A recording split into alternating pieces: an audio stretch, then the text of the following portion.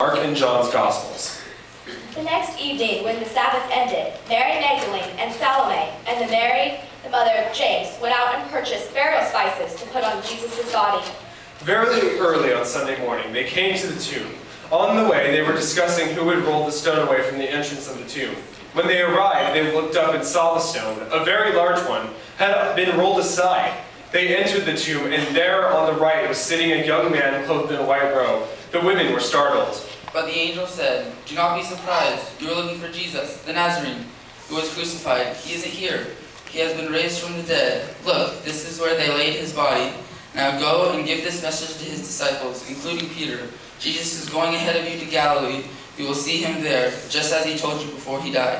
So she came running to Simon Peter and the other disciple, the one Jesus loved, and said, "They have taken the Lord out of the tomb, and we don't know where they put him." So Peter and the other disciple started for the tomb. Both were running, but the other disciple outran Peter and reached the tomb first. He bent over and looked in at the strips of linen lying there, but did not go in.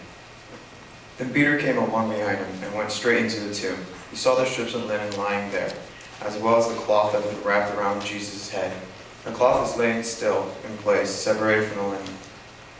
Finally, the other disciple, who had reached the tomb first, also went inside. He saw and believed. Now Mary stood outside the tomb crying. As she wept, she bent over to look into the tomb and saw that two angels in white, seated where Jesus' body had been, one at the head and the other at the foot. They asked her, "Woman, why are you crying?" "They have taken my Lord away," she said, "and I don't know where they put him." At this, she turned around and saw Jesus standing there, but she did not realize that it was Jesus. He asked her, "Woman, why are you crying? Who is it you are looking for?"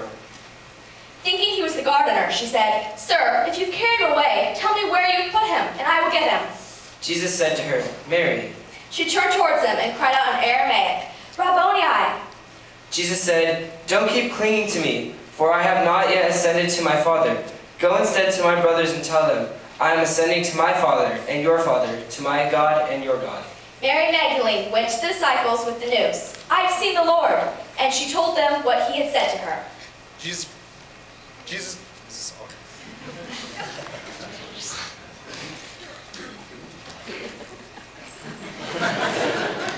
Jesus performed many other signs in the presence of his disciples, which are not recorded in the Gospels, but these are written, that you may believe in Jesus is the Messiah, the Son of God, that you believing in him may have life in his name. See?